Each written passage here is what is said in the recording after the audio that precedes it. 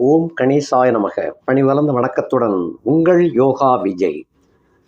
ஒரு சமயம் திருமால் வராக மூர்த்தியாக அவதாரம் எடுத்தார். அந்த அவதாரம் பூமியை துளைத்து அசுரர்களை அழிப்பதற்காக அந்த அவதாரம் எடுத்து புறப்பட்டார். அந்த சமயத்தில் பூமாதேவியை தீண்ட வேண்டிய சூழ்நிலை. அப்படி தீண்டியதன் மூலமாக பிறந்தவன்தான் பௌமன் என்பவன். அந்த பௌமன் அசுரவதத்தின் போது பிறந்ததனால அசுர புத்தி கொண்டவனாகவே பிறந்துட்டான். இது என்ன இது அப்படின்னு சொன்னால், ஒரு தம்பதிகள் கணவன் மனைவியும் இணையும் பொழுது ஒரு நல்ல மனதுடன் இணைய வேண்டும். ஒரு ஆக்ரோஷத்தோடோ ஒரு அவசரத்தோடோ மன நிம்மதி இல்லாமையும் அந்த மாதிரி சமயங்களில் இணைந்து குழந்தை பிறந்தால் அது வித்தியாசமாகத்தான் இருக்கும். எப்பயுமே சில குறைபாடுகளோடையும் இருக்கலாம். அதே போல் குணங்கள் அந்த நேரத்தில் சில பேர் என்ன செய்கிறாங்கன்னா, தன் மனைவியை நினைக்காமல் வேறு ஒரு ஸ்திரீயை நினைத்து கொண்டு அந்த மனைவியை தழுவுவாங்க. இது நிறைய பேர் இந்த மாதிரி எல்லாம் இருக்குது. அப்படி ஆலிங்கனம் செய்து அதில் குழந்தை உருவாகி பிறந்தால் அந்த குழந்தை விபரீத புத்தியுடன் தான் பிறக்கும். அந்த கள்ளத்தனம், சூது, வாது இவைகள்லாம் அங்கே அந்த குழந்தைக்கும் தொற்றிக்கொள்ளும். இயற்கையினுடைய சூழ்நிலை அந்த மாதிரி. அதையே ஒரு இயற்கை சூழலில் எதுக்கு இந்த முதல் இரவு அப்படிங்கிறத தம்பதிகளுக்கு ஒரு இயற்கையான சூழ்நிலையில் போய் ரசிக்கணும், அந்த இடத்துல அந்த முதலிரவு கொண்டாடணும்னு அந்த காலத்தில் பெரியவங்க சொன்னது அதுக்காகத்தான். நல்ல மனோநிலையோடு கணவன் மனைவி இணைந்தால் பிறக்கின்ற குழந்தையும் அழகாகவும் அறிவாகவும் அற்புதமாகவும் புத்திசாலியாகவும் பிறப்பாங்க. அதுக்கு முக்கிய காரணம் பிறவி கர்மா என்பது ஒரு பக்கம் இருக்கட்டும். அது மனைவியை தழுவும் பொழுது அந்த கெட்ட எண்ணங்களெல்லாம் விட்டொழித்து விட்டு அந்த இயற்கையிலே மனதை பறிகொடுத்து அவளை முழுமையாக ரசித்து அனுபவிக்க வேண்டும். அப்படி அனுபவித்து அதன் மூலமாக கரு உருவாகி குழந்தை பிறந்துச்சு அப்படின்னு சொன்னால் அந்த குழந்தை நல்ல பேரோடும் புகழோடும் நல்ல புத்திமானாகவும் அறிவாளியாகவும் ஊர் மெச்ச உலகம் மெச்ச வாழ்வாங்க. அப்படிப்பட்ட குணத்தோடு இருப்பாங்க. இதுக்காகத்தான் அந்த காலத்தில் குழந்தை பிறக்கிறதுக்காக சில நல்ல சூழ்நிலைகள்லாம் உருவாக்குவாங்க. இதெல்லாம் பெரியோர்கள் கண்டுபிடிச்சு சொன்ன உண்மைகள். நரன் அப்படின்னு சொன்னால் மனிதன் அப்படின்னு அர்த்தம். தோற்றத்தில் மனிதனாக இருந்தாலும் தீய குணங்கள் நிரம்ப பெற்றவனாக இருந்தான். அதே சமயத்தில் அந்த ஈவு இரக்கம் இல்லாமல் எல்லோரையும் வதைத்து அவர்களை கொடுமைப்படுத்தி கொண்டு இருந்தான். நரன் பிளஸ் அசுரன், அதான் நரகாசுரன் அப்படின்னு அழைக்கப்பட்டான். ஒரு இடத்துல இரண்டு கோஷ்டிகளுக்கும் இடையே ஒரு பெரிய சண்டை நடக்குது அப்படின்னு சொன்னால் அந்த சண்டையை நிறுத்துவதற்காக ஒருத்தர் நியமிக்கப்படுவார் இல்லையா, அதான் மத்தியஸ்தர் அப்படின்னு அதை சொல்லுவோம். இன்றைய காலகட்டங்களில் கூட ரெண்டு நாடுகளுக்கு போர் நடக்குதுன்னு சொன்னால் இடையில இன்னொரு நாட்டுக்காரங்க மத்தியஸ்தம் பண்ணி அந்த போரை நிறுத்துவதற்கு முயற்சிப்பாங்க. அவங்க தன்னலம் கருதாதவர்களாக இருக்கணும் முதல்ல. அதே போல் வேறுபாடின்றி அந்த மத்தியஸ்தம் பண்ணக்கூடியவராக அவர் இருக்கணும். அப்படி இருந்தால்தான் அது உண்மையான நீதி அப்படின்னு சொல்லலாம். நியாயத்தின் அடையாள குறியீடான தராசை துலாக்கோல் அப்படின்னு நாம் சொல்கிறோம். தீபாவளி கொண்டாடும் மாதம் ஐப்பசி மாதத்தில் வரக்கூடிய தீபாவளி, அதை துலா மாதம் அப்படின்னு சொல்லும். வேண்டியவர்கள் வேண்டாதவர்கள் என்றெல்லாம் பாகுபாடு தராசுக்கு கிடையாது. இந்த தட்டில் கருப்பட்டி வச்சிருக்கிறாரு, அந்த தட்டில் படிக்கல்ல வச்சிருக்கிறாரு அப்படின்னா இந்த படிக்கல்லுக்கு ஒரு பக்கமும் கருப்பட்டிக்கு ஒரு பக்கமும் அப்படின்னு அது பாகுபாடு பார்க்காது. இல்லை ஒரு பக்கம் இனிப்பு இன்னொரு பக்கத்தில் கசப்பு வச்சிருக்குன்னு சொன்னாலும் அது சமன்பாட்டைத்தான் அது கொண்டு வந்து காட்டுமே தவிர இந்த பொருள் தனக்கு வேண்டியது வேண்டாததுன்னு அது பார்க்காது. அதுக்காகத்தான் அந்த தராசை துலா மாதம், துலா கோல் அப்படின்னு அது சொல்லும். துலா ராசி என்பது இந்த பகுதி ராசிகளுக்கும் அந்த பகுதி ராசிகளுக்கு இடைப்பட்ட கட்டமாக வரும். மேசத்திலிருந்து கன்னி வரைக்கும் அந்த சைடு ஒரு சைடு, விருச்சிகத்திலிருந்து மீனம் வரைக்கும் ஒரு சைடு, இதுக்கு இடையில துலாம் ராசி இருக்கும். இந்த மாதமும் அப்படித்தான். அது தேவர்களுடைய மாத கணக்கின்படி ஆடி மாதம் கடகத்தை இரவு மணி 6 to 8 வரைக்கும் அப்படின்னு சொல்லுவோம். தேவர்களுக்கு 6 to 8 என்பது கடக மாதம். அது மாலை பொழுது, மாலை 6லிருந்து 8 மணி வரைக்கும்னு அர்த்தம். இரவு 8 to 10 சிம்ம மாதம். 10லிருந்து 12 வரைக்கும் கன்னி மாதம், அதாவது புரட்டாசி மாதம்.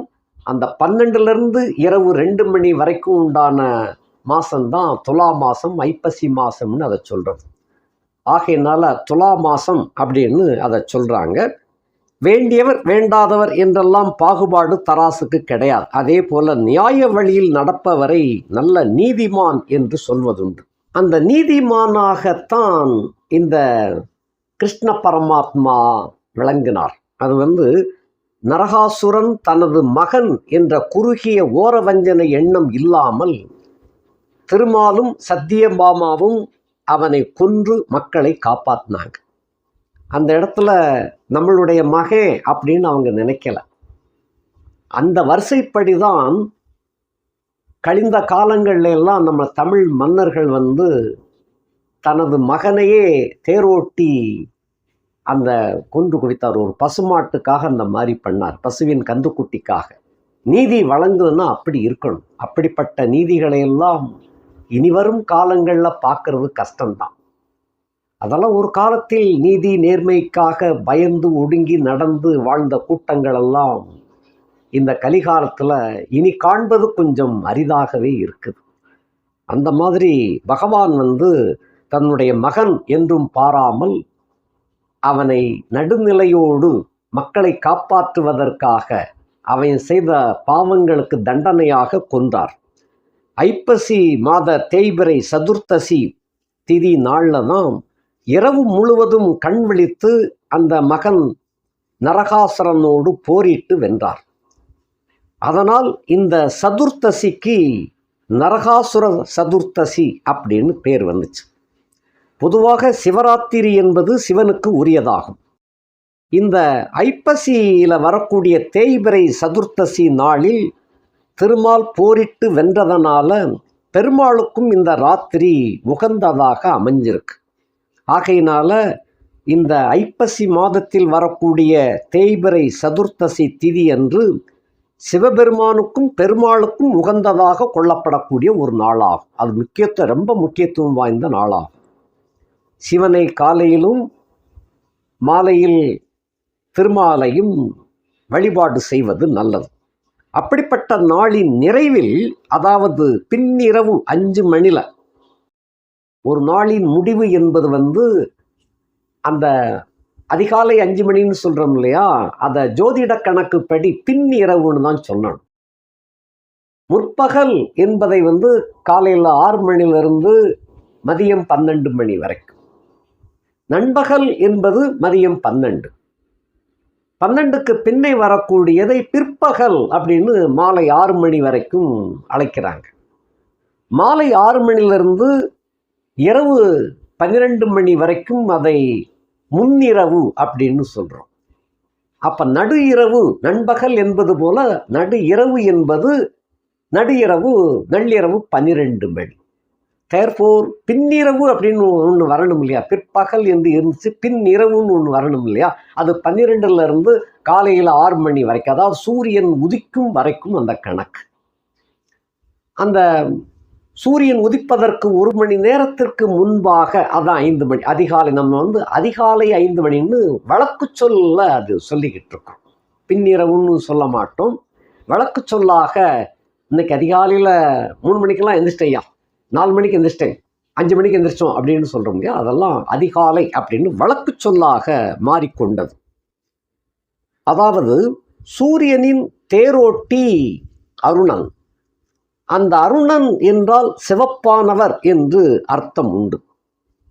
அவர் வருகையின் அடையாளமாக அந்த பின்னிரவு 5 மணி, அதாவது அதிகாலை 5 மணி அளவில் சூரியன் உதிப்பதற்கு முன் வானம் சிவந்து காணப்படும். அதான் அருணன் வந்துகிட்டு இருக்கிறாரு, அருணோதயமாக போகின்றது அப்படின்னு அதுக்கு அர்த்தம். அந்த வானத்தை சிவப்பாக அந்த அருணன் வருகின்ற அந்த வருகையை உணர்த்தக்கூடியதாக அந்த வானமே சிவப்பாக இருக்கும். அப்படி சிவப்பாக இருந்து அப்படின்னு சொன்னால் அருணவர்ணம் அப்படின்னு அதை சொல்லுவாங்க. வானம் அருணவர்ணமாக மாறிவிடுகிறது அப்படின்னு சொல்லுவோம்.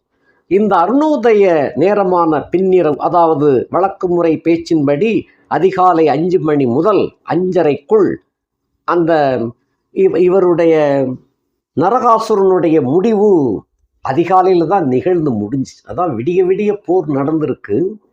அந்த விடிவதற்கு முன்பாக ஒரு 1.5 மணி நேரத்துக்கு முன்னால் அந்த போர் முடிஞ்சு கிருஷ்ண பரமாத்மா வெற்றி பெற்றார். அதாவது தன்னுடைய மகனை கொன்று குவித்து, அசுரர்களையும் கொன்று குவித்து மக்களை காப்பாற்றி வெற்றி அடைந்தார். அந்த சமயம் என்பது தீபாவளி நரக சதுர்த்தசி ஸ்நானம் அப்படின்னு சொல்லுவோம். பொதுவாக எண்ணெய் ஸ்நானம் பண்ணுறது சூரியன் உதித்த பின்னர் தான் அந்த எண்ணெய் ஸ்நானம், ஆயில் பாத், ஆங்கிலத்தில் சொல்கிறது ஆயில் பாத்துன்னு சொல்கிறோம் இல்லையா, அந்த எண்ணெய் ஆயில் பாத்து விடிந்த பிறகு தான் அந்த ஆயில் பாத்து எடுக்கணும். அதான் சாஸ்திர விதி.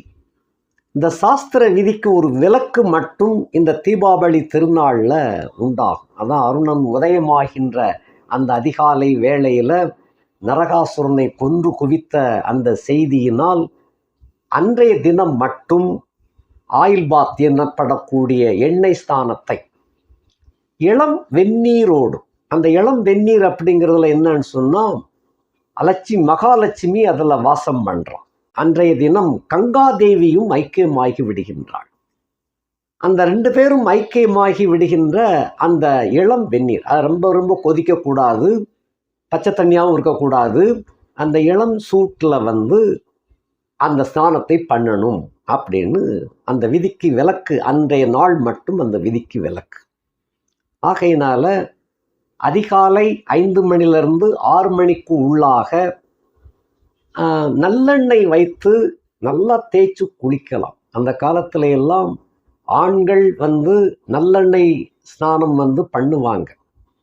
புதன்கிழமையும் சனிக்கிழமையும் கட்டாயம் ஆயில் பாத்து எடுப்பாங்க. அதனால் உடல் வலிமையாக இருந்துச்சு, புத்துணர்ச்சியோடே இருந்தாங்க.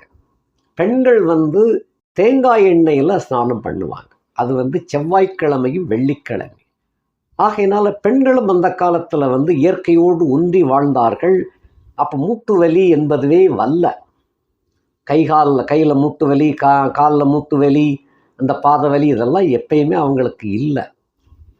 ஆக அந்த ஆயுஸ்தானத்தை நாகரிக காலத்தில் மக்கள் மறந்து விட்டார்கள். 1990க்கு முன்பாக எல்லாருமே கிட்டத்தட்ட தமிழ்நாட்டை பொறுத்தமட்டில் அனைத்து ஆண்களும் பெண்களும் இந்த மாதிரியான நடைமுறை பழக்கத்தை வச்சிருந்தாங்க. நாகரிக காலமாக ஆக அவைகளெல்லாம் மறந்துட்டாங்க. அது ஆங்கிலேய ஆதிக்கத்தின் பகுதியாக உட்புகுந்ததுனால அவைகளையெல்லாம் மறந்து சாதாரணமாக குளியல் அப்படிங்கிறத போட்டுக்கிட்டு இருக்கிறாங்க. கண்ட தைலத்தை எல்லாம் தலையில் தேய்க்கிறதுனால சீக்கிரம் இளமையை இழந்தும் விடுகின்றார்கள். ஆண்களானாலும் சரி பெண்களானாலும் சரி அந்த மாதிரி போயிருந்தாங்க. இன்றளவும் ஒரு சிலர் இருக்கத்தான் செய்கிறாங்க. வாரத்துக்கு 2 தடவை இல்லாவிட்டாலும் ஒரு முறை அந்த புதன் அல்லங்கில் சனிக்கிழமையில் ஆயில் பாத் எடுக்கக்கூடிய நபர்கள் இன்று விரல் விட்டு எண்ணி விடலாம். அந்த மாதிரி இருக்கிறாங்க. உடம்பை பேணி பாதுகாக்க வேண்டும். சிவபெருமான் கொடுத்த உடம்பு, சிவன் அதிலே குடியிருக்கின்றான். ஆக உடம்பை பாதுகாப்பது அவசியம் என்று திருமூலர் அருளுகின்றார். இந்த உடம்பு நம்மளுடைய உடம்பல்ல, ஈசன் கொடுத்த உடம்பு. வாடகைக்குத்தான் நம்ம வச்சிருக்கிறோம். அப்போ அந்த வாடகை வீட்டை பராமரிக்க வேண்டியது கட்டாயம். ஆகையினாலே உடம்பு என்பது ஒரு கோவில். அந்த கோவிலை சுத்தமாக வைத்து கொள்ள வேண்டும். பராமரிப்பதன் மூலமாக சுத்தமாக வச்சுக்கலாம். இவைகளெல்லாம் மறந்து விட்டார்கள் இன்றைய இளம் தலைமுறையினர்கள். இந்த டீனேஜ் சொல்லக்கூடியவங்கள்லாம் அதெல்லாம் கண்ட்ரி ஃபெலோ அப்படின்னு சொல்லி ஜஸ்ட் அப்படின்னு தூக்கி போட்டு போயிருந்தாங்க. அந்த உடம்பு இளமையை இழந்து தவிக்கின்றது. அதே போல் பிஞ்சில் பழுத்த பழமாகவும் நிறைய பேர் ஆகியிருந்தாங்க. இவைகளெல்லாம் இந்த தீபாவளி திருநாள் அன்று வருஷத்துக்கு ஒரு தடவை சில பேர் குளிக்கிறாங்க. அதுவும் கூட ஆயில் பாத் இல்லாமல் பொதுவாக குடிச்சிட்டு போகிறவங்களும் நிறைய பேர் இருக்கிறாங்க. இந்த பிறந்தக்கிழமை இதெல்லாம் அந்த தீபாவளி திருநாள் அன்று பார்க்க வேண்டியதில்லை. பொதுவாக புதனும் சனியும் ஆண்கள் எண்ணெய் ஸ்நானம் பண்ணணும் அப்படிங்கிறதுல அந்த புதன்கிழமையோ சனிக்கிழமையோ பிறந்திருந்தால் பொதுவாக ஆயில் பாத் எடுக்கக்கூடாது. அந்த வேறொரு கிழமையில எடுத்துக்கிடும். அதே போல் பெண்களும் செவ்வாய் வெள்ளிக்கிழமை தேங்காய் எண்ணெய் வைத்து ஸ்நானம் பண்ணணும். அது செவ்வாயும் வெள்ளிக்கிழமை. அதில் செவ்வாய்க்கிழமையே வெள்ளிக்கிழமையே அவங்க பிறந்திருந்தாங்க. ஏதாவது ஒரு கிழமையில் பிறந்திருந்தால் அந்த கிழமையை விட்டுறணும். இன்னொரு கிழமையை மட்டும் பயன்படுத்திக்கிடணும். இந்த மாதிரி அதை தொடர்ந்து செஞ்சுக்கிட்டு வந்தாங்கன்னா இளமை முறுக்குடன் விளங்கும். அந்த தாம்பத்திய சுகம் வலிமை அடையும். அந்த 90க்கு முன்பாக அப்படின்னு சொன்ன இல்லையா, 1990க்கு முன்பாக உள்ளவங்க பொதுவாக தீபாவளி அன்னைக்கு என்னவோ கங்கா ஸ்நானம் ஆச்சா அப்படிம்பாங்க. அதாவது கங்கா ஸ்நானம் அப்படின்னா கங்கை அதில் ஐக்கியமாகி விடுகின்றாள். நம்ம கங்கையை தேடி போக வேண்டாம். அன்றைய தினம் நான் சொன்னது போல் குளித்தோம்னு சொன்னோம்னா கங்காதேவி நம்மளோடு ஐக்கியமாகி விடுகின்றாள் அப்படிங்கிறதான் கங்கா ஸ்நானம் ஆச்சா அப்படின்னு ஒருவருக்கொருவர் கேட்டுக்கிடுவாங்க. அதில் ஒரு நலம் விசாரிப்பது போல உறவுகளும் நட்புகளும் அந்த காலத்தில் மேம்பட்டே நின்றது. பேசாதவங்க கூட உறவினர்களாக இருந்து சில சமயம் ஒரு கருத்து வேற்றுமைகளில் விலகி இருக்கிறவங்க கூட அன்னைக்கு என்ன கங்காஸ்நானம் ஆச்சா அப்படின்னு பேசுவாங்க. அந்த பேசுறதுனால அந்த பகை விலகி உறவு மேம்படும், தொடரும் மீண்டும். அதே போல் நட்பினர்களும் சில சமயங்களில் கருத்து வேற்றுமைகளில் விடுபட்டு போனவர்கள் அன்றைய தினம் அந்த நண்பனுக்கு கங்காஸ்நானம் ஆச்சாப்பா அப்படின்னு கேட்பாங்க. அதிலிருந்து அந்த நட்பு ஒட்டிக்கிடும். விடுபட்ட நட்பும் திரும்ப ஒட்டிக்கிடும். அந்த மாதிரி உறவையும் நட்பையும் அந்த காலத்தில் வளர்த்தாங்க. பகைமையை மறந்து பொறாமையை மறந்து உள்ளன்போடு உள்ள அமைதி, மன அமைதியை தேடுகின்ற ஒரு கட்டமாக அது இருந்துச்சு. அது மன நிறைவையும் அதில் கொடுத்துச்சு. இதெல்லாம் இந்த காலத்தில் பெரியவங்க இளம் தலைமுறையினருக்கு சொல்லிக் கொடுக்கணும். சொல்லிக் கொடுத்து அதை கட்டாயமாக்க செய்ய வேண்டும். இதெல்லாம் இப்படிப்பட்ட ஆரோக்கிய நிலை இருக்குது அப்படிங்கிறத சொல்லி, குறிப்பாக கணவன் மனைவி உறவுக்கு நல்ல ஒரு திருப்தி அடைய வேண்டும்னு சொன்னால் நிச்சயமாக இந்த ஆயில் பாத் என்பது வாரத்துக்கு ஒரு நாளாவது எடுக்க வேண்டும். அது பொதுவான காலங்களில் சூரிய உதயத்திற்கு பின் அப்படின்னு எடுக்கணும். அதுக்குள்ள சில விதிமுறைகள்லாம் இருக்குது. விதிமுறைகள் சாதாரண எளிய நடைமுறைகளை கடைபிடிக்கக்கூடிய அளவில் விதிமுறைகள். அப்படிப்பட்டதெல்லாம் பெரியவங்க, இந்த காலத்தில் உள்ள பெரியவர்கள் தங்களுடைய பிள்ளைகளுக்கோ பேரப்பிள்ளைகளுக்கோ அதை சொல்லி கொடுத்து வளர்க்க வேண்டும். அதுக்காகத்தான் இந்த தீபாவளி, சும்மா தீபாவளியை வாங்கணும், தீபாவளி வந்துச்சு துணிமணி எடுத்தோம், பட்டாசு கொடுத்தோம், சாப்பிட்டோம் போனோம்னு இல்லாமல் இவைகளெல்லாம் பெரியவங்க சொல்லி கொடுத்து அதை பண்பை வளர்த்து கொண்டு வர வேண்டும். கொஞ்சம் கஷ்டமாகத்தான் இருக்கும். அதை கொஞ்சம் சொல்லக்கூடிய பக்குவத்தில் சொன்னால் இளம் தலைமுறையினர்கள் கேட்பாங்க. அது கேட்பதன் மூலமாக அந்த சுகத்தை அடையும் பொழுது பிறகு அதை விட்டு விட மாட்டாங்க. அந்த மாதிரி ஒரு தன்மை. ஆகையினால இந்த தலைமுறையினரை நாம் திருத்தி அவங்களும் நாம் அனுபவித்தது போல நல்ல சுகபோகத்தை நீண்ட நேரம் அனுபவிக்கக்கூடிய ஒரு வாய்ப்பை அவங்களுக்கு சொல்லிக் கொடுக்கணும். அந்த தீபாவளி திருநாளிலே இந்த மாதிரி கங்காஸ்நானம் பண்ணுவதனால என்ன அப்படின்னு சொன்னால், பொதுவாக அதற்கு முந்தின தீபாவளியிலிருந்து நாம் பண்ணின பாவங்கள் அது தொலைக்கப்படுகிறது, கழுவப்படுகிறது. அதுக்குத்தான் அதனுடைய தத்துவம் அதுக்குள் அடங்கும். இந்த பாவங்கள் கழிந்து விட்டால் புண்ணியம் மனசுக்குள்ளே குடிகொள்ள வந்துடும். நாம் எப்போதோ செஞ்ச புண்ணியங்களெல்லாம் காத்து கொண்டு இருக்கும். அந்த புண்ணியத்தை அடைய வேண்டும் என்றால் நம்மளுடைய மனதை முதல்ல சுத்தப்படுத்தணும். சுத்தப்படுத்தினா தான் அது உட்காரும். மூதேவி வெளியே போனால் தான் ஸ்ரீதேவி உள்ளே வர்றதுக்கு வாய்ப்பு கிடைக்கும். மூதேவி அது வாட்டுக்கு செட்டில் பண்ணி நம்ம வாட்டுக்கு பிடிச்சி நிப்பாட்டிக்கிட்டோம்னா ஸ்ரீதேவி உள்ளே வர்றதுக்கு வாய்ப்பே கிடையாது. அதனால தான் அந்த ஆரோக்கியம் என்பதும் அப்படித்தான். அனாரோக்கியம் என்பதை நாம் வெளியே தள்ளிவிட்டோம்னா தான் ஆரோக்கியம் உள்ளே வரும். அனாரோக்கியத்தை உள்ளே வச்சுக்கிட்டு ஆரோக்கியம் வேணும் வேணும் டாக்டர்கிட்ட போனோம்னா அவர் என்ன செய்வார்? அவரும் மருந்து மாத்திரையை தூக்கி தான் கொடுப்பார், அவ்வளோதான். அதே சமயத்தில் படிக்கிறது ராமாயணம், இடிக்கிறது பெருமாளுங்கிறது போல் மாத்திரையும் காய்ச்சலுக்கு மாத்திரையும் சாப்பிட்டுக்கிட்டு ஐஸ்கிரீம் சாப்பிட்டா எப்படி குணமாகும்? அது போல். ஆக நாமளும் அதை கொஞ்சம் நல்லபடியாக நடந்தோம்னா தான் அந்த மனம் பண்படுத்தப்படும். புண்பட்ட மனதை சுத்தமாக்கப்படும். அப்படி சுத்தமாக்கணும்னா நம்முடைய தொழில் வளம், வியாபார வளம் பெருகும். ஆரோக்கியம் பெருகினால்தான் நாம் எந்த வேலையும் சிறப்பாக செய்ய முடியும். ஆரோக்கியம் என்பது அசைக்க முடியாத ஒரு சொத்து. அந்த ஆரோக்கியம் உள்ள மனிதர்கள் கோடி கணக்கில் ரூபா கொடுத்தா கூட அந்த ஆரோக்கியத்தை பெறுவது கஷ்டம். பணம் இருந்தால் மட்டும் அவன் கோடீஸ்வரன் ஆகிவிட முடியாது. பணத்தோடு ஆரோக்கியம் கண்டிப்பாக இருக்கணும். அவ்வளவு பணம் சம்பாத்தியம் பண்ணாலும் எல்லாத்தையும் அனுபவிக்கக்கூடிய ஒரு வாய்ப்பு அந்த உடம்பு உண்டாகணும், உடம்புக்கு ஏற்படுத்தணும். எல்லாத்தையும் அனுபவிச்சு போட்டு, அதாவது எல்லாத்தையும் சம்பாத்தியம் பண்ணிட்டு அதுக்கு மேலே சம்பாத்தியம் பண்ண முடியாமல் ஓய்வெடுக்கும் பொழுது நாம் அதை சாப்பிடணும் இதை சாப்பிடணும்னு நினைப்போம். உடம்பு ஏற்றுக்கிடாது. இப்படி சாப்பிட்டா சுகர் இப்படி கூடிரும், அப்படி சாப்பிட்டா ப்ரெஷர் கூடிரும் அப்படின்னு பயமுறுத்துவாங்க. கடைசியில் எதையுமே நம்ம நினச்சதை சாப்பிட முடியாது. சம்பாத்தியம் பண்ணுறது எப்போ வேணாலும் சம்பாத்தியம் பண்ணிடலாம். உடல் நோய் வந்துருச்சு அப்படின்னா திரும்ப அதை போன்னு சொன்னால் போகாது. அதுக்காகத்தான் ஆரம்பத்திலேயே உடம்பை கட்டுக்கோப்போடு வச்சுக்கிடணும் என்கிறதெல்லாம் நம்ம இந்துக்களில் தமிழர்கள் பண்பாடு, இந்துக்களுடைய பண்பாடுகளில் இதை கட்டாயமாக்க அந்த காலத்தில் சொல்லி வச்சாங்க. இது முனிவர்கள் தேவர்களுக்கு மட்டுமல்ல, மனிதர்களுக்கு மட்டுமல்ல, முனிவர்கள், அந்தணர்கள், ஞானிகள், யோகிகள் எல்லாருக்குமே அந்த தீபாவளி அன்று ஸ்நானம் செய்வது அப்படி பண்ணுனாத்தான் மனதில் உள்ள அழுக்குகள் அத்தனையும் வெளியே போகும். வெளியே போனால் இருட்டு அகலுது, ஒளி பிறக்குது. இந்த தத்துவத்தை விளக்குவதற்காகத்தான் தீபாவளி திருநாளிலே தீபம் ஏற்றி வழிபட வேண்டும். அதை பட்டாசு கொண்டாடினா இந்த காலத்தில் அதை கொண்டு வந்துட்டாங்க. அந்த ஒளி உண்டாக்குவது, பட்டாசு என்பது ஒளி உண்டாகுது. புத்தாடை கட்டினால் மட்டும் பத்தாது, இனிப்பு பண்டங்களை சாப்பிட்டால் மட்டும் பத்தாது. அந்த ஒளியை உண்டாக்க வேண்டும் என்ற நோக்கத்தில் பட்டாசுகளையும் புகுத்தினாங்க. அல்லாத பட்சத்தில் பழைய காலங்களில் பட்டாசு தோன்றாத காலத்தில் தீபம் ஏற்றித்தான் வழிபட்டார். நிறைய வீட்டில் அன்றைய தினம் தீபம் ஏற்றணும். அப்படி வழிபடுவது ரொம்ப சிறப்பு.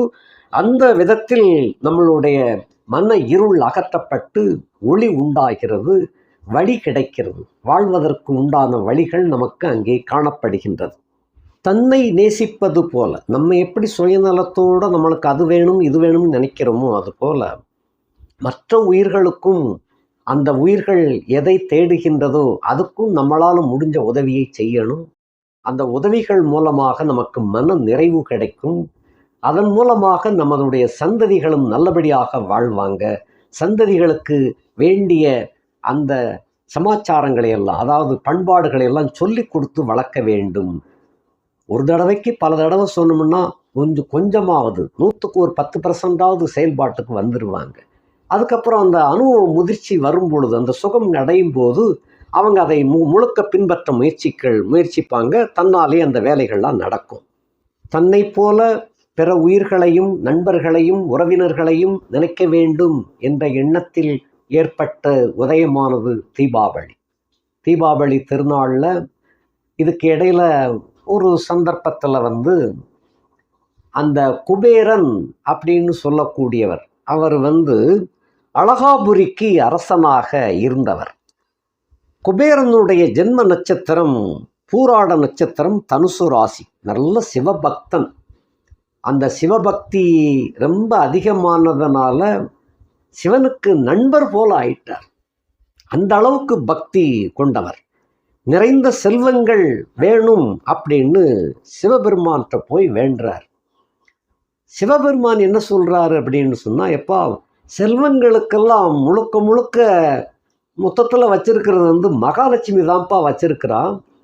நீ அவளை நான் சொல்கிற முறைப்படி வழிபாடு பண்ணுனீன்னா அவளுடைய அருளாசி மூலமாக நீ உனக்கு வேண்டிய சொத்து பத்துக்கள், செல்வங்கள், ரத்தினங்கள் எல்லாம் கிடைக்கப் பெறுவாய் அப்படின்னு சொல்லி அதற்குரிய சில சூட்சும எண்களையும் அவருக்கு சொல்லிக் கொடுத்து வழி அனுப்பிச்சார். அவர் சொல்லிக் கொடுத்ததன்படி குபேரன் வழிபட்டார். அந்த தீபாவளி அன்று அவர் வழிபட்டு பல முயற்சிகள்லாம் செஞ்சு பல வகையான யாகங்கள் பண்ணி செஞ்சு இந்த மந்திர தகடையும் வச்சு அந்த மகாலட்சுமியை வழிபாடு செய்ய செய்ய செய்ய மகாலட்சுமி அருள் புரிந்தார். அந்த அருள் புரிந்த நாள் என்பதுதான் தீபாவளி என்று மாலை 6 மணிக்கு. எப்பயுமே தீபாவளி எப்போ வருதோ அன்றைய தினம் மாலையில் 6 மணிக்கு அந்த அருள்மலை அந்த அழகாபுரி அரசனான குபேரனுக்கு கிடைச்சது. அப்படி கிடைச்சதுனால ஏகப்பட்ட செல்வங்களை மூட்டை மூட்டையா அவர் அடைந்தார். இந்த சில பேர் குபேரன் சிலையை மேலே கையை உயர்த்திக்கிட்டு இருக்கிறாப்புல இருக்கிற சிலையை வச்சுருப்பாங்க. அது வியாபார ஸ்தலங்களில் வைக்கலாம். குடும்பத்தில் வீட்டில் வைக்கிறது ஒரு மூட்டையை தூக்கிக்கிட்டு இருக்கிறது போல இருக்கலாம். இல்லை சாதாரண நிலையில் சங்கநிதி பதுமநிதி என்ற தன தேவதைகள் பக்கத்தில் இருக்கிறார் போல குபேரன் இருப்பார். அந்த சிலையை வீட்டில் வாங்கி வச்சுக்கிடலாம். அப்படிப்பட்ட சிலை நம்ம வீட்டில் வச்சுக்கிடுறது சிறப்பு.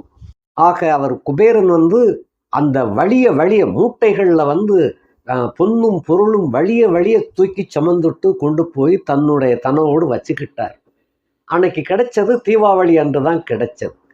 அப்போ மகாலட்சுமி குபேரனுக்கு வரமளித்து நல்ல யோக போகங்களை சொத்து பத்துக்களையும் பொன் பொருள் ஆடை ஆபரணங்களையும் அள்ளி கொடுத்த நாள் தீபாவளி திருநாள் அன்று மாலை 6 மணிக்கு. ஆகையினால குபேரனுடைய அருளை பெறுவதை விட லட்சுமியினுடைய அருளை பெறத்தான் முயற்சிக்கணும். அந்த குபேரன் லட்சுமியை நினைத்து வழிபட்டு, அதாவது சிவபெருமான் சொன்ன யோசனைப்படி அந்த எண்கள் உடைய எந்திரத்தை வச்சு வழிபட்டு அதன் மூலமாக லட்சுமியினுடைய அருளை பெற்றார். அப்படி வழிபட்டு தான் அவர் செல்வத்தை வாங்கினார். அதே போல வாங்கினதுனால தான் லட்சுமி குபேரன் அப்படின்னு அது பேர் வந்துச்சு. லட்சுமிகிட்டருந்து வாங்கினாரு, அது குபேரன். அப்போ குபேரனை வழிபடுவதை விட மகாலட்சுமியையும் குபேரனையும் சேர்த்து வழிபடணும். அப்படி வழிபட்டால் நமக்கு 2 பேருடைய அருளும் கிடைக்கும். குபேரன் என்பது அவர் வட திசைக்கு அதிபதி. பட்சே திசைகளுக்கு மொத்தத்தில் அதிபதியாக இருக்கக்கூடியது தெய்வம். அது மகாலட்சுமி, சிவபெருமான். இப்படி கணக்கு பார்க்கணும். ஆகையினால திசைக்கு மட்டும்தான், ஒரு திசைக்கு வட திசைக்கு மட்டும்தான் குபேரன். எல்லா திக்குகளுக்கும் அதிபதியாக இருக்கக்கூடியவங்க மகாலட்சுமி. ஆக திசைகளையே ஆட்டி படைக்கக்கூடியவள் அவதான். ஆகையினால மகாலட்சுமியையும் குபேரனையும் சேர்த்து வழிபாடு நடத்த வேண்டும். அப்படி நடத்துவதன் மூலமாக அது ரொம்ப பெரிய காரியமாக நினைக்க வேண்டாம். இந்த காலத்துக்கு தகுந்தவாறு ரொம்ப ரத்தின சுருக்கமாக அதை நான் உங்களுக்கு சொல்கிறேன். அதுபடி செஞ்சீங்கன்னு சொன்னால் கண்டிப்பாக அடுத்த தீபாவளி திருநாளுக்குள்ளாக தங்கள் இப்பொழுது உள்ள நிலைமையிலிருந்து கண்டிப்பாக உயர்ந்த நிலைக்கு வருவீங்க. அப்படிப்பட்ட ஒரு வாய்ப்பை எளிய முறையில் நம்ம இன்னைக்கு பார்க்கலாம். மகாலட்சுமி போட்டோ அல்லது அஷ்டலட்சுமி போட்டோ வீட்டில் இருந்துச்சுன்னு சொன்னால் அதை வச்சுக்கோங்க. அப்படி இல்லை அப்படின்னு சொன்ன பெரும்பாலான வீடுகளில் இருக்கும். இல்லாதவர்கள் ஒரு போட்டோவை வாங்கிக்கங்க. அதோடு அந்த லட்சுமி குபேரர் சிலை கடைகளில் விற்கும், அதையும் வாங்கிக்கங்க. இது போக சில்லறை நாணயங்கள் உங்ககிட்ட இல்லை அப்படின்னு சொன்னால் அதுக்கு எப்படி கலெக்ட் பண்ணணும் பண்ணிக்கங்க. அந்த கலெக்ட் பண்ணதுக்கு தகுந்தவாறு ஒரு சின்ன ஒரு பக்கெட்டு, அதாவது பிளாஸ்டிக் பக்கெட்டோ இல்லை பித்தளையில் உள்ள ஒரு சின்ன கிண்ணம் அப்படிங்கிறத வச்சுக்கங்க. அதில் அந்த காசுகளை நிரப்பி வச்சுக்கிடணும். அதாவது குபேரன் வழிய அந்த பொற்காசுகளை வச்சிருந்தார். நாம் பொற்காசுகள் வேண்டும் அப்படிங்கிறதுக்காக இப்போ நம்ம ஒரு பூஜை பண்ணணும்.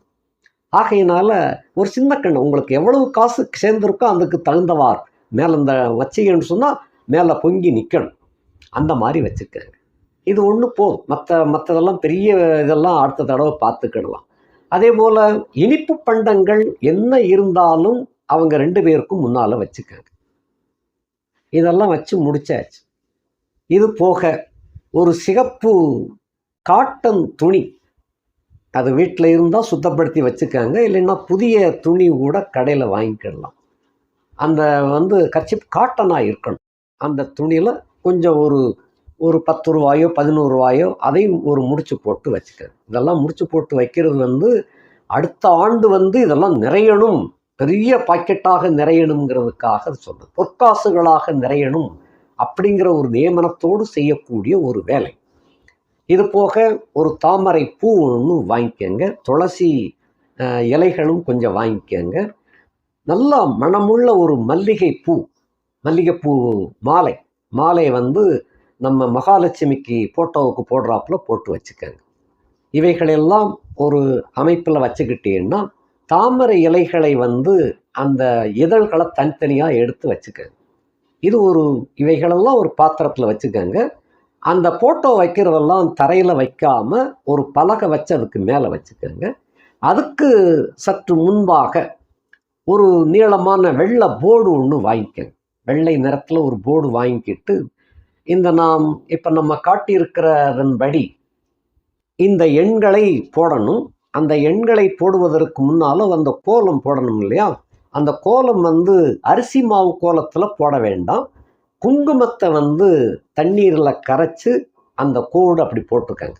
அந்த கோடு போட்டுண்டு அது வலது பக்கம், ஒவ்வொரு பாக்ஸ்லையும் வலது பக்கத்தில் அந்த எண்கள் இருக்கணும். இடது பக்கத்தில் தான் காசு வைக்கணும்.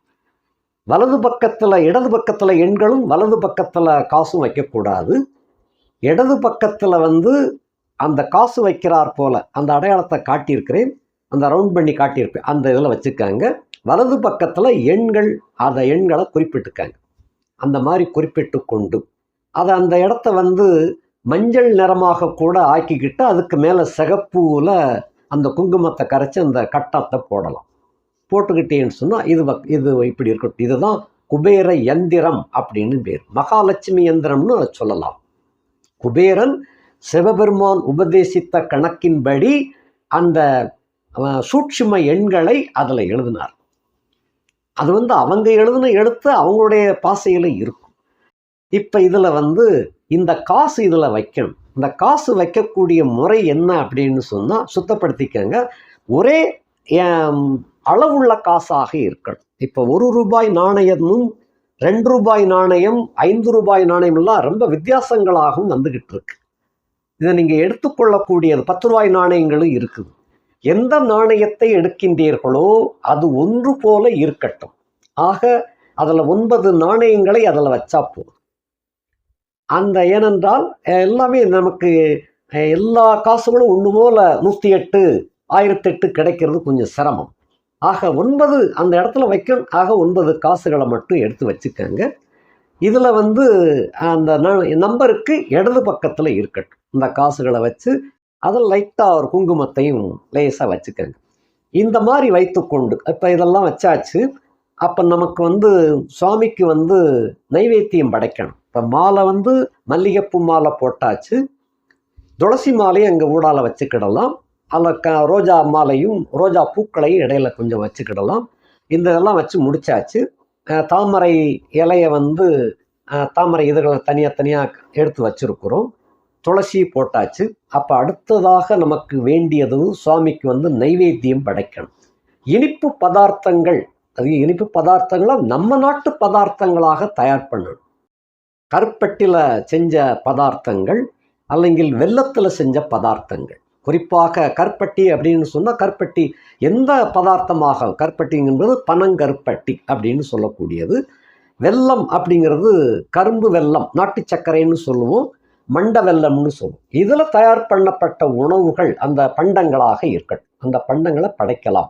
இதெல்லாம் நமக்கு சாத்தியப்படாது, இதெல்லாம் எங்களுக்கு இன்னும் யாரும் சொல்லிக் கொடுக்கல அப்படின்னு சொன்னால் நம்ம செய்ய வேண்டியது ஸ்வீட் கடையில் வாங்கின பாக்கெட்டை வச்சுக்கோங்க. வாங்கிறத வச்சுக்கிட்டாலும் கூட குபேரனுக்கும் நம்ம மகாலட்சுமிக்கும் 2 பேருக்கும் இயல்பாக பிடித்தமான ஒரு பண்டம் இருக்குது. அந்த பண்டம் சிகப்பு அவல் அப்படிங்கிறது அந்த பண்டம். சிகப்பு அவல் வந்து 2 பேருக்குமே பிடிக்கும். அந்த சிகப்பு அவலில் நாட்டு சர்க்கரை போட்டு தேங்காய் துருவி போடுங்க, ஏலக்காய் கொஞ்சம் லேசாக போட்டுக்கோங்க. இது கொஞ்சம் நல்ல மணமாக இருக்கும். இதை வந்து நெய்வேத்தியத்துக்கு வச்சுக்கோங்க. ஒரு எலுமிச்சம்பழம் வெத்தலைப்பாக்கு அதில் வச்சுக்கோங்க. பழங்கள் மேலே ஆப்பிள் பழம் இருந்துச்சுன்னா ஆப்பிள் பழம், வாழைப்பழம் இவைகள்லாம் ஒரு தாம்பாளத்தில் வச்சு அதுக்கு மேலே வெத்தலைப்பாக்கு வச்சு எலுமிச்சம்பழத்தையும் வச்சு அதில் அந்த மாதிரி ஏற்பாடு பண்ணிக்கோங்க. மற்றபடி நீங்கள் சக்கரை பொங்கல் படைக்கணும்னா சக்கரை பொங்கல் வச்சுக்கோங்க. வேறு ஏதாவது பால் பாயாசம் போடணும்னா அதையும் வச்சுக்கோங்க. பால் பாயாசம், பருப்பு பாயாசம், கற்கண்டு சாதம் எது வேணாலும் வச்சுக்கோங்க. இவைகள்லாம் இயற்கையை ஒட்டிய இனிப்புகளாக இருப்பது கட்டாயம். இந்த மாதிரி வச்சுக்கிட்டு முதல்ல இவைகள்லாம் எல்லாம் ரெடி பண்ணி வச்சுக்கிட்டு அந்த படம் வந்து மகாலட்சுமி படமும் குபேரன் படமும் தெற்கு சுவரில் வச்சு வடக்கு முகமாக அவங்க இருக்கணும். ஏன்னா வடதிசையை நோக்கியவாறு அந்த 2 பேரும் வச்சுக்கிறாங்க. அந்த மாதிரி வச்சுக்கிட்டேன்னு சொன்னால் நீங்கள் உட்காருவது பெரும்பாலும் கிழக்கு முகமாக உட்கார்ந்தா ரொம்ப நல்லது. அந்த பூஜை பண்ணக்கூடிய ஆணோ பெண்ணோ, ஆணும் பண்ணலாம் பெண்ணும் பண்ணலாம், இல்லை 2 பேரும் சேர்ந்தே பண்ணலாம். கணவனும் மனைவியும் சேர்ந்து உட்கார்ந்து பண்ணலாம், எதிர்த்தாப்பில் உட்கார்ந்தும் பண்ணலாம். இதெல்லாம் தப்பு கிடையாது. எதிரெதிர உட்கார்றதை விட 2 பேரும் சேர்ந்து உட்கார்ந்து பண்ணுறது ரொம்ப சிறப்பாக விளங்கும். அது கிழக்கு பக்கமாகவோ மேற்கு பக்கமாகவோ அந்த 2 சைடில் ஏதாவது ஒரு சைடு உட்காரலாம். அதிகபட்சமாக நீங்கள் கிழக்கு முகமாக உட்கார்ந்து செஞ்சீங்கன்னா ரொம்ப ரொம்ப விசேஷம்.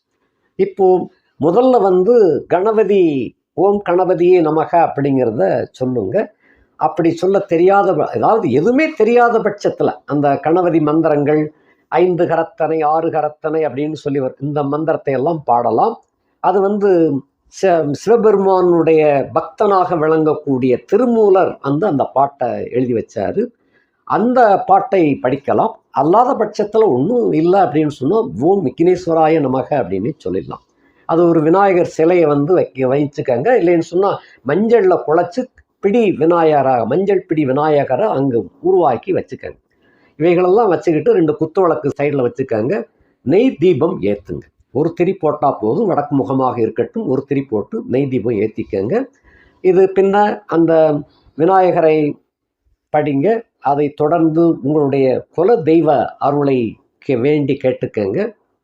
அது முடித்ததுக்கப்புறம் உங்களுடைய இஷ்ட தெய்வத்தை வணங்கிக்கங்க. உங்களுடைய தாய் தகப்பனையும் வணங்க. அவரவர்கள் எப்பயுமே தங்களுடைய தாய் தகப்பனை, கல்யாணம் கட்டி கொடுத்த பெண்ணாக இருந்தாலும் தன்னுடைய தாய் தகப்பனை நினைக்கணும். அதுக்கு அடுத்தபடியாக தன்னுடைய பர்த்தாவாகிய கணவனை நினைச்சுக்கிடணும். கணவனாக இருக்கக்கூடியவர்கள் வந்து தங்கள் தாய் தகப்பனை நினைத்ததுக்கு அடுத்தபடியாக தன்னுடைய மனைவியையும் நினைத்து கொள்ள வேண்டும். இவங்கள்லாம் எல்லாமே இதெல்லாம் சேர்ந்தது தான் ஒரு குடும்பம்.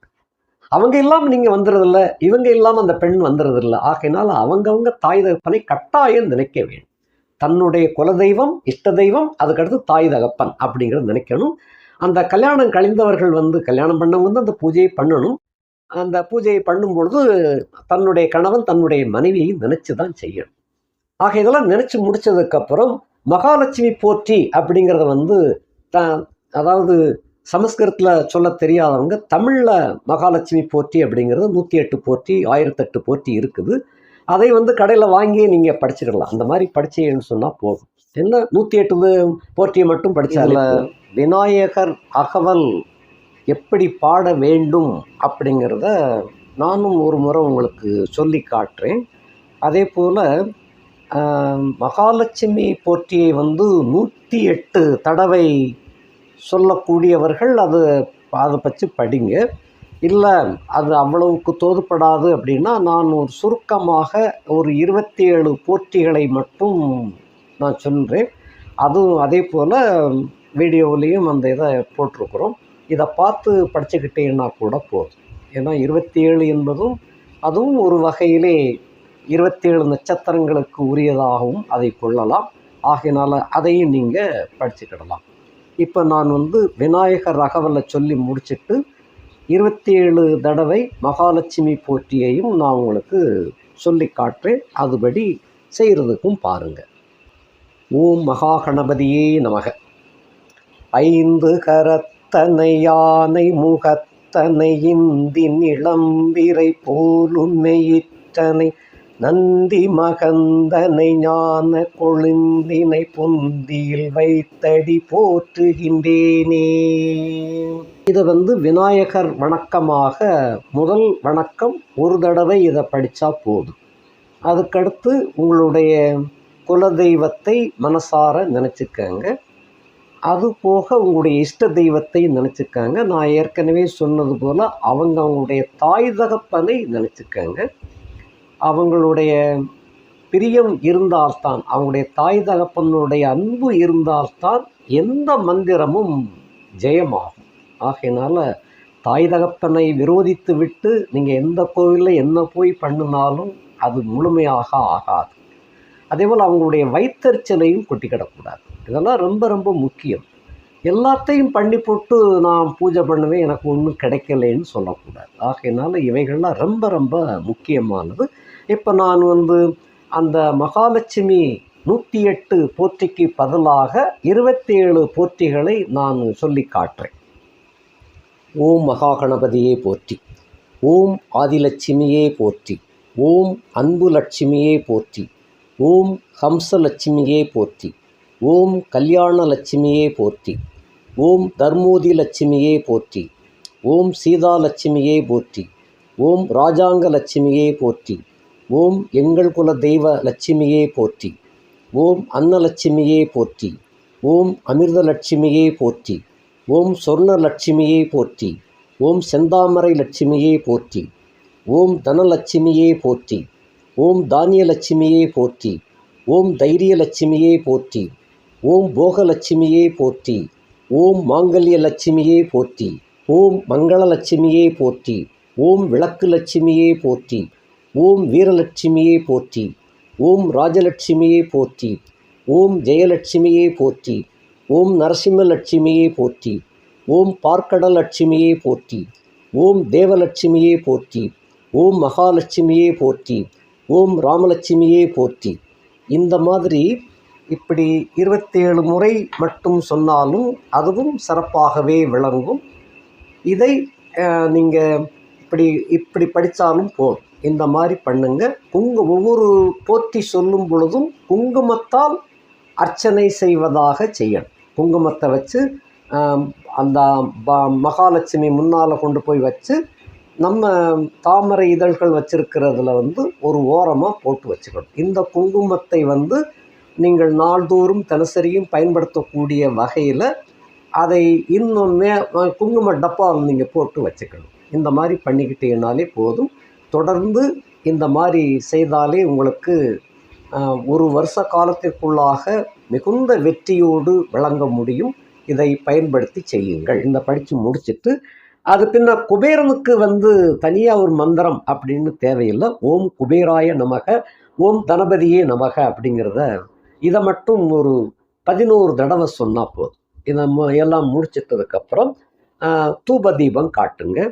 தூப தீபம் காட்டி முடிச்சுட்டு அந்த குங்குமத்தை எடுத்து, அதாவது அந்த தாமரை இலை இருக்குது இல்லையா, அந்த இலையில் அந்த நீங்கள் தனியாக வச்சிருக்கக்கூடிய ஒன்று சேர ஒரே போல் காசு உள்ளதை அந்த இலையில் ஒரு காசு வைங்க, அதுக்கு மேலே குங்குமத்தை வைங்க, ஒரு துளி துளசியை அதில் வச்சு தனியாக வச்சுக்கோங்க. இதெல்லாம் வச்சுக்கிட்டு எல்லாத்தையும் ஆலாபனம் பண்ணி முடிச்சுட்டு தீபார்த்தி காட்டி முடிச்சுட்டு இந்த இவைகளை எல்லாமே நிவேதனம் பண்ண எல்லாத்துக்கும் சப்ளை பண்ணுங்க. இதெல்லாம் சுருக்கமான முறையில், ரொம்ப சிரமப்படுத்தாமல் சுருக்கமான முறையில் பண்ணி முடிங்க.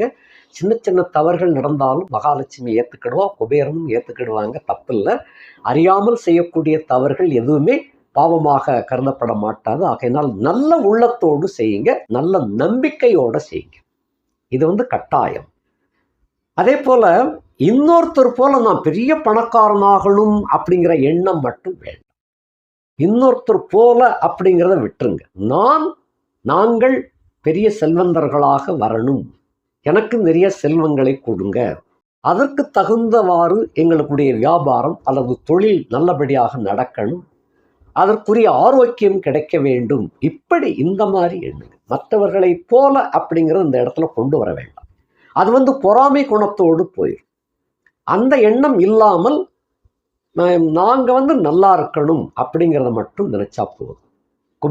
குபேரன்ட்டையும் நீங்கள் வேண்டுவது உன்னை போல எனக்கும் மகாலட்சுமிகிட்ட இருந்து செல்வத்தை பெறுவதற்கு அருள் புரிவாயப்பா அப்படின்னு சொல்லி வேண்டுங்க. உங்களுடைய பிள்ளைகளுக்காகவும் வேண்டுனீங்கன்னு சொல்லி கேட்டது கேட்டபடி கிடைக்கும். இதில் தேவையில்லாமல் மற்றவர்களை உள்ளே இழுக்க வேண்டாம். அந்த உள்ளே இழுப்பது என்பது தான் குந்தகமாக போய்விடும். அது பெரிய பிழை, அது மன்னிக்க முடியாத பிழையாக போயிடும். ஆக முதலே சொன்னேன், நாம் மனசு சுத்தப்படுத்தி இருக்க வேண்டும். பொறாமை, காழ்ப்புணர்ச்சி இதில் கட்டாயம் புகுத்தக்கூடாது.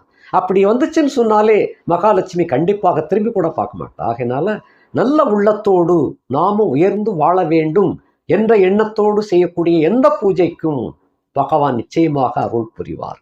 இதை கண்டிப்பாக செய்யுங்க. செஞ்சீங்கன்னு சொன்னால் அடுத்த தீபாவளிக்குள்ளாக இப்பொழுது நீங்கள் என்ன ஸ்டேட்டஸில் இருக்கிறீங்களோ அதுபோல 3 மடங்கு 4 மடங்கு, சில சமயம் 10 மடங்கு கூட அதிர்ஷ்டவசமாக உங்களுக்கு யோகத்தை கொண்டு வந்து மகாலட்சுமி கொடுப்பார்.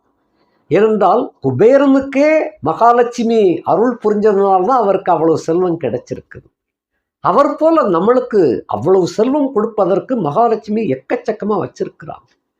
அவளுடைய கடைக்கண் பார்வை பட்டாலே போதும், அவளுடைய அருளாசி கிடைத்ததாக கொள்ளப்படும். நாம் கேட்கறது மற்றவர்களை கம்பேர் பண்ணி எப்பயுமே கேட்காதங்க.